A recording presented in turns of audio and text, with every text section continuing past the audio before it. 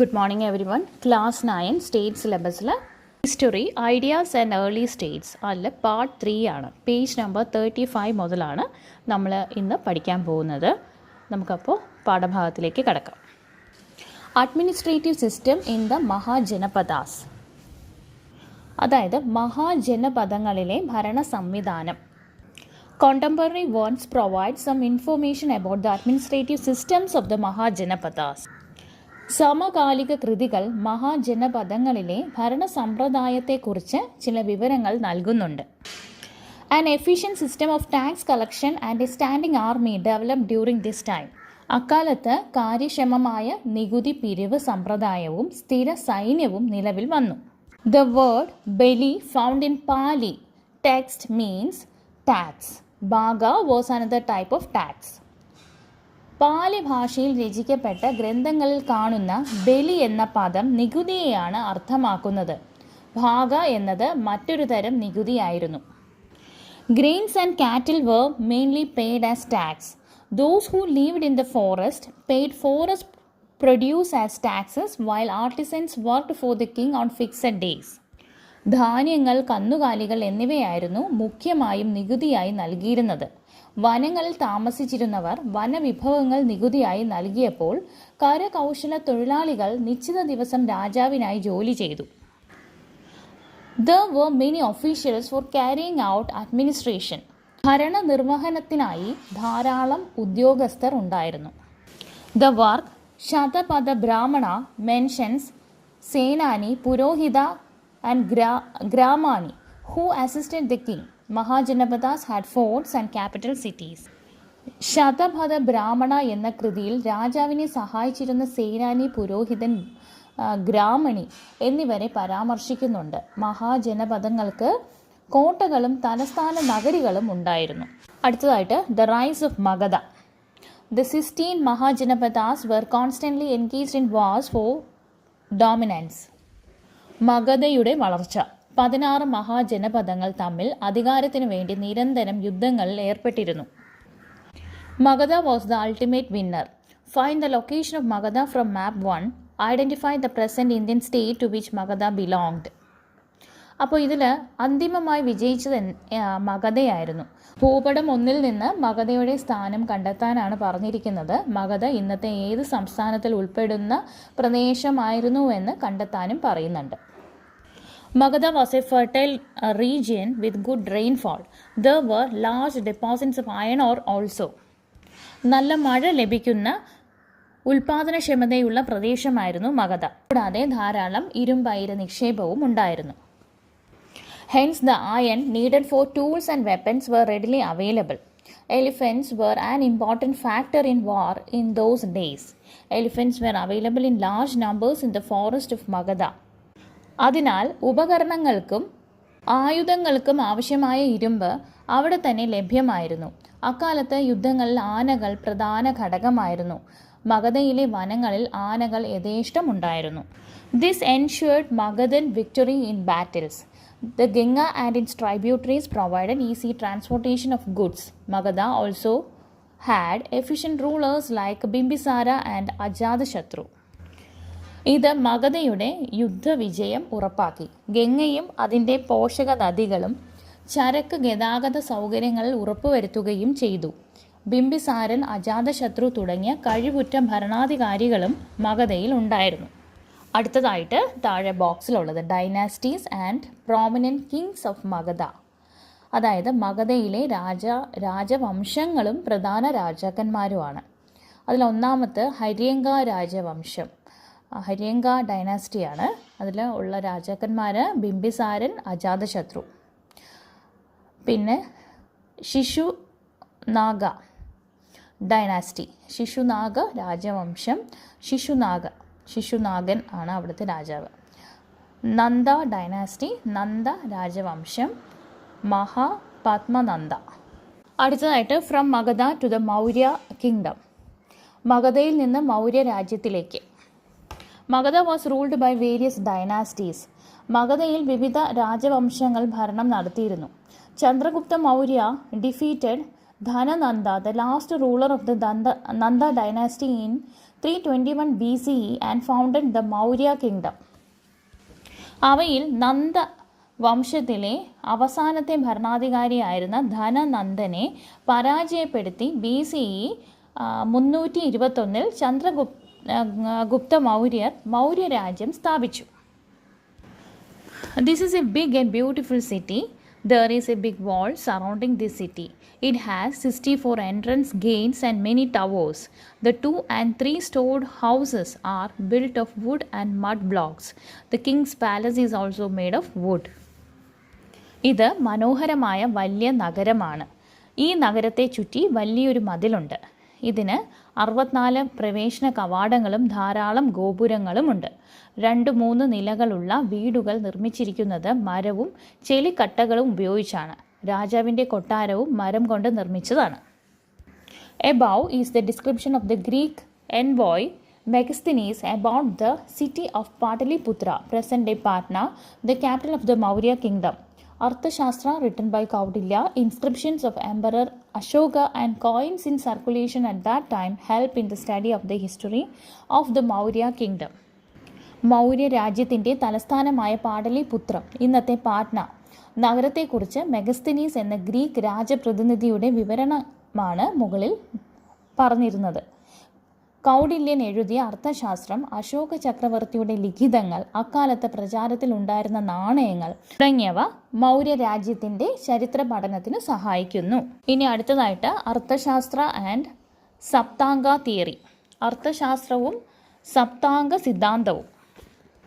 Kautilya's Arthashastra is an important historical document that provides information about the Maurya kingdom. Maurya രാജ്യത്തെക്കുറിച്ച് വിവരങ്ങൾ നൽകുന്ന പ്രധാന ചരിത്രരേഖ കൂടിയാണ് കൗഡില്യൻ രചിച്ച Arthashastra. R. Shyamashastri, head of the Archaeological Library Department of Mysore, got the manuscript of Arthashastra from a scholar in Tanjavur. മൈസൂരിലെ പുരാവസ്തു ഗ്രന്ഥശാല വിഭാഗത്തിൻ്റെ തലവനായിരുന്നു R. ശ്യാമശാസ്ത്രിക്ക് തഞ്ചാവൂരിലെ ഒരു പണ്ഡിതനിൽ നിന്നാണ് അർത്ഥശാസ്ത്രത്തിൻ്റെ കൈയെഴുത്തുപ്രതി ലഭിച്ചത്. In 1907, Shyama Shastri published this. The work has 15 chapters. 1907 Shyama Shastri ഇത് പ്രസിദ്ധീകരിച്ചു. 15 അധ്യായങ്ങളാണ് ഈ കൃതിക്കുള്ളത്. Arthashastra refers that a kingdom rests on 7 components or സപ്തംഗാസ്. 7 ഘടകങ്ങളിൽ അഥവാ സപ്താംഗങ്ങളിൽ ഊന്നിയാണ് ഒരു രാജ്യം നിലനിൽക്കുന്നതെന്ന് അർത്ഥശാസ്ത്രത്തിൽ പ്രതിപാദിക്കുന്നു. അതാരൊക്കെയാണെന്ന് നോക്കാം. സ്വാമി, കിങ്, സ്വാമി എന്ന് പറഞ്ഞാൽ രാജാവ്. അടുത്തത് അമാത്യ, മിനിസ്റ്റേഴ്സ്, അമാത്യർ എന്ന് പറഞ്ഞാൽ മന്ത്രിമാർ. ജനപദ, ജനപദം, അതായത് ലാൻഡ് ആൻഡ് പീപ്പിൾ, ഭൂമിയും ജനങ്ങളും. Durga, fortified and protected area. Durga എന്ന് പറഞ്ഞാൽ കോട്ട കെട്ടി സംരക്ഷിച്ച സ്ഥലം, അതിനാണ് ദുർഗ എന്ന് പറയുന്നത്. കോശ, ട്രഷറി, ഖജനാവ്. ദന്ത, ജസ്റ്റിസ്, നീതിന്യായം. മിത്ര, ഫ്രണ്ട്ലി കൺട്രീസ്, സൗഹൃദ രാജ്യങ്ങൾ. King Ashoka was the most important ruler of the Maurya kingdom. After he invaded and conquered Kalinga, see map 2, present-day Odisha, the Maurya kingdom expanded. Maurya രാജ്യത്തിലെ ഏറ്റവും പ്രധാന ഭരണാധികാരി അശോക ചക്രവർത്തിയായിരുന്നു. അദ്ദേഹം കലിംഗം, ഇന്നത്തെ ഒഡീഷ, ഭൂപടം 2 ശ്രദ്ധിക്കാനാണ് പറഞ്ഞിരിക്കുന്നത്, ആക്രമിച്ച് കീഴടക്കിയതോടെ മൗര്യ രാജ്യം വിശാലമായി മാറി. It is recorded in the inscriptions that Ashoka gave up war after the battle of Kalinga. Kalinga യുദ്ധാനന്തരം, കലിംഗ യുദ്ധത്തിനു ശേഷം അശോക ചക്രവർത്തി യുദ്ധങ്ങൾ ഉപേക്ഷിച്ചതായി ലിഖിതങ്ങളിൽ രേഖപ്പെടുത്തിയിരുന്നു. At this place where Buddha Shakyamuni was born, Devanambiya Piyadasi came and worshipped in person 20 years after his coronation. ബുദ്ധ ശാക്യമുനി ജനിച്ച ഈ സ്ഥലത്ത് പിയദസി കിരീടാധാരണത്തിന് 20 വർഷത്തിനു ശേഷം നേരിട്ട് വന്ന് ആരാധന നടത്തി. A stupa surrounded by a granite wall was erected here to signify that this was the birthplace of that great person. ആ പുണ്യാത്മാവ് ജനിച്ച സ്ഥലമാണ് ഇതെന്ന് അറിയുന്നതിനു വേണ്ടി അവിടെ കരിങ്കൽ മതിലിനാൽ ചുറ്റപ്പെട്ട സ്തൂപം സ്ഥാപിച്ചു. It was decided that the people of Lumbini should be exempted from the beli and that they need to give only 1/8 part of the harvest as bhaga. ലുംബിനിയിലുള്ള ആളുകളെ ബലിയിൽ നിന്ന് ഒഴിവാക്കുകയും അവർ വിളവിൻ്റെ 1/8 മാത്രം ഭാഗമായി കൊടുത്താൽ മതി എന്നും തീരുമാനിക്കുകയും ചെയ്തു. Inscriptions in Rumin Dey, Nepal, Lumbini and its translations are given below.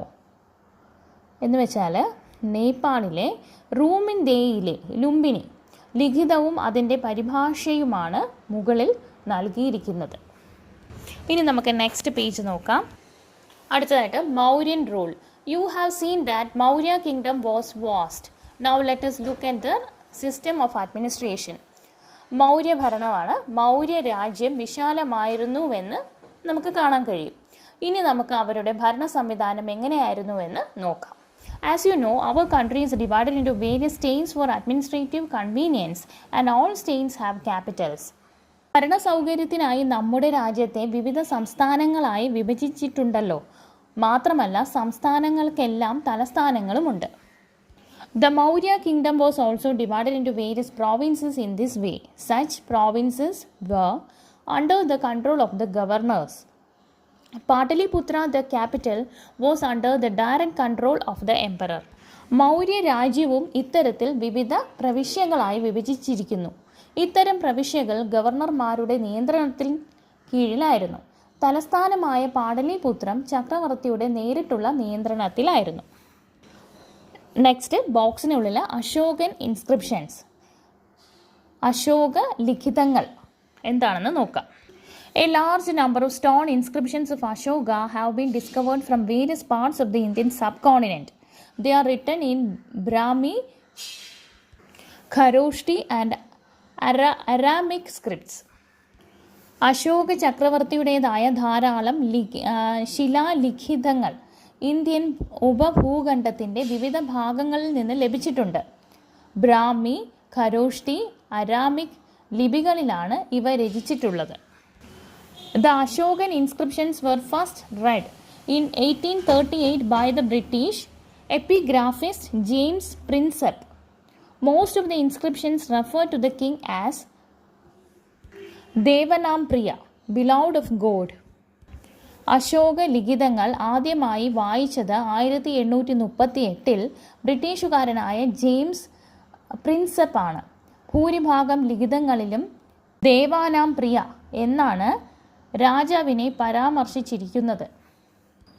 But the name Ashoka can be found in the inscriptions of Maski, Udegulam and Nittur in Karnataka. എന്നാൽ കർണാടകയിലെ മാസ്കി, ഉദയകുളം, നിട്ടൂർ എന്നിവിടങ്ങളിൽ ലിഖിതങ്ങളിൽ അശോക എന്ന പേര് കാണാം. Most of the scripts used in modern India are derived from brahmi script. ആധുനിക ഇന്ത്യയിൽ ഉപയോഗിക്കുന്ന ഭൂരിഭാഗം ലിഖിത ഭാഷകളും ബ്രാഹ്മി ലിപിയിൽ നിന്ന് രൂപപ്പെട്ടതാണ്. The Mauryan army had 5 divisions. They were infantry, cavalry, chariots, elephants and the navy. Military administration was carried out by a 30-member committee. മൗര്യന്മാരുടെ സൈന്യത്തിന് 5 വിഭാഗങ്ങൾ ഉണ്ടായിരുന്നു. കാലാൽപ്പട, കുതിരപ്പട, തേര്, ഗജസേന, നാവികസേന എന്നിവയായിരുന്നു അവ. സൈനിക ഭരണത്തിൻ്റെ ചുമതല 30 അംഗങ്ങളുടെ സമിതിയാണ് നിർവഹിച്ചിരുന്നത്. The ideas propagated by Emperor Ashoka to maintain peace and coexistence among his subjects are known as Ashoka Dhamma. We learn about this from Ashoka's edicts. തൻ്റെ പ്രജകൾക്കിടയിൽ സഹവർത്തിത്വവും സമാധാനവും നിലനിർത്താൻ അശോക ചക്രവർത്തി പ്രചരിപ്പിച്ച ആശയങ്ങൾ അശോകധർമ്മ എന്നറിയപ്പെടുന്നു. അശോകൻ്റെ ശാസനങ്ങളിൽ നിന്നാണ് നമ്മൾ ഇതിനെക്കുറിച്ച് മനസ്സിലാക്കിയത്. ഇനി അടുത്തതായിട്ട് The following are the main ideas of Ashoka Dhamma. Ashoka ധമ്മയിലെ പ്രധാന ആശയങ്ങളാണ് താഴെ കൊടുത്തിരിക്കുന്നത്. അതെന്തൊക്കെയാണെന്ന് നോക്കാം. Be tolerant to other religions. മറ്റ് മതവിശ്വാസികളോട് സഹിഷ്ണുത കാണിക്കുക. Respect elders and teachers. മുതിർന്നവരെയും ഗുരുക്കന്മാരെയും ബഹുമാനിക്കുക. Be kind to slaves and the sick. അടിമകളോടും രോഗികളോടും ദയ കാണിക്കുക. Eminent historian Romila Thapar opinions that Ashoka Dhamma was a policy for the efficient administration of a vast country and for keeping various social groups in harmony. വിശാലമായ രാജ്യത്തിൻ്റെ കാര്യക്ഷമമായ ഭരണത്തിനും വിവിധ സാമൂഹിക വിഭാഗങ്ങളെ യോജിപ്പിച്ച് നിർത്തുന്നതിനും വേണ്ടിയുള്ള നയമായിരുന്നു അശോക ധമ്മ എന്ന് പ്രമുഖ ചരിത്രകാരിയായ റോമില ഥാപ്പർ അഭിപ്രായപ്പെടുന്നു. What features of the present Indian administrative system can be seen in the Mauryan administrative system? Discuss and compare. ഇന്നത്തെ ഇന്ത്യൻ ഭരണ സംവിധാനത്തിലെ ഏതൊക്കെ സവിശേഷതകൾ മൗര്യ ഭരണ സമ്പ്രദായത്തിൽ കാണാൻ കഴിയും എന്ന് ചർച്ച ചെയ്ത് താരതമ്യപ്പെടുത്താനാണ് പറഞ്ഞിരിക്കുന്നത്. നെക്സ്റ്റ്, ഗ്രോത്ത് ഓഫ് ട്രേഡ്, കച്ചവടത്തിൻ്റെ വളർച്ച. The above image shows that early coins that were in circulation in ancient India. ഇന്ത്യയിൽ പ്രചാരത്തിലുണ്ടായിരുന്ന ആദ്യകാല നാണയങ്ങളാണ് ചിത്രത്തിൽ കാണുന്നത്. These are known as punch marked coins. അപ്പോൾ ഇവ മുദ്രാങ്കിത നാണയങ്ങൾ, അതായത് പഞ്ച് മാർക്ഡ് കോയിൻസ് എന്നാണ് അറിയപ്പെട്ടിരുന്നത്. They were made of silver and copper. These are evidences to show that coins are used for trade. അപ്പോൾ ഇവ വെള്ളിയിലും ചെമ്പിലുമാണ് നിർമ്മിച്ചിരുന്നത്. കച്ചവടത്തിനായി നാണയങ്ങൾ ഉപയോഗിച്ചിരുന്നു എന്നതിന് തെളിവാണ് ഇവ. Goods were transported through land, sea and rivers. കര വഴിയും കടൽ വഴിയും നദികൾ വഴിയും സാധനങ്ങൾ കൊണ്ടുപോയിരുന്നു. Grains, textiles, metal etcetera were the chief commodities of trade. ധാന്യങ്ങൾ, തുണിത്തരങ്ങൾ, ലോഹം തുടങ്ങിയവയായിരുന്നു പ്രധാന കച്ചവട വസ്തുക്കൾ. The words Seths and Satavahakar mentioned in the books of those days refer to the traders. അക്കാലത്ത് പുസ്തകങ്ങളിൽ പരാമർശിച്ചിരുന്ന സേത്ത്, സത്തവാഹകർ എന്നീ പദങ്ങൾ കച്ചവടക്കാരെയാണ് സൂചിപ്പിച്ചിരിക്കുന്നത്. So far we have been discussing the origin and formation of the Mahajanapadas in the Indian subcontinent and how they later evolved into the Maurya kingdom. Another region that witnessed similar political changes in this period was Greece in southeastern Europe. Indian ഉപഭൂഖണ്ഡത്തിൽ മഹാജനപദങ്ങൾ രൂപം കൊണ്ട പശ്ചാത്തലവും അത് പിന്നീട് മൗര്യ രാജ്യമായി പരിണമിച്ച കാര്യങ്ങളുമാണല്ലോ ഇതുവരെ നമ്മൾ ചർച്ച ചെയ്തത്. അതേ കാലത്ത് സമാനമായ രാഷ്ട്രീയ മാറ്റങ്ങൾ സാക്ഷ്യം വഹിച്ച മറ്റൊരു മേഖല തെക്കുകിഴക്കൻ യൂറോപ്യൻ ഗ്രീസ് ആയിരുന്നു. In Greece, villages stood together for the purpose of security and governance. They came to be known as city-states. A city-state consisted of a city and the surrounding agricultural villages. Hills and mountains provided natural boundaries for these city-states. Some of the city-states were islands. The capitals of these city-states were located on high hills. Athens, Sparta, Corinth, and Thebes were some of the major city-states of Greece. ഗ്രീസിൽ പൊതുസുരക്ഷയ്ക്കും ഭരണത്തിനുമായി ഗ്രാമങ്ങൾ ഒന്നിച്ചു നിന്നു. അവ നഗര രാഷ്ട്രങ്ങൾ എന്നറിയപ്പെട്ടു. ഒരു നഗരവും ചുറ്റുമുള്ള കാർഷിക ഗ്രാമങ്ങളും ഉൾപ്പെട്ടതായിരുന്നു ഒരു നഗരരാഷ്ട്രം. കുന്നുകളും പർവ്വതങ്ങളും ഈ നഗരരാഷ്ട്രങ്ങൾക്ക് പ്രകൃതിദത്തമായ അതിർത്തികൾ നൽകി. ചില നഗരരാഷ്ട്രങ്ങൾ ദ്വീപുകളായിരുന്നു. ഉയർന്ന കുന്നുകൾക്ക് മീതെയായിരുന്നു നഗരരാഷ്ട്രങ്ങളുടെ സ്ഥാനം. ഏഥൻസ്, സ്പാർട്ട, കോറിന്ത്, തീബ്സ് എന്നിവയായിരുന്നു ഗ്രീസിലെ പ്രധാന നഗരരാഷ്ട്രങ്ങൾ. അടുത്തത്, Athens on the democratic way. The system of government that prevailed in Athens 2500 years ago resembled modern democracy. This was different from the system of governance in other city-states.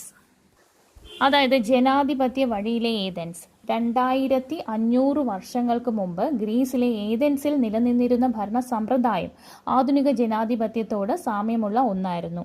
ഇത് മറ്റു നഗരരാഷ്ട്രങ്ങളിലെ ഭരണരീതിയിൽ നിന്ന് വ്യത്യസ്തവുമായിരുന്നു. All males over the age of 30 except slaves were considered as citizens. These citizens formed a committee and met 4 times a year to take decisions on important matters. Women, artisans and the foreigners who worked as traders were not considered as citizens.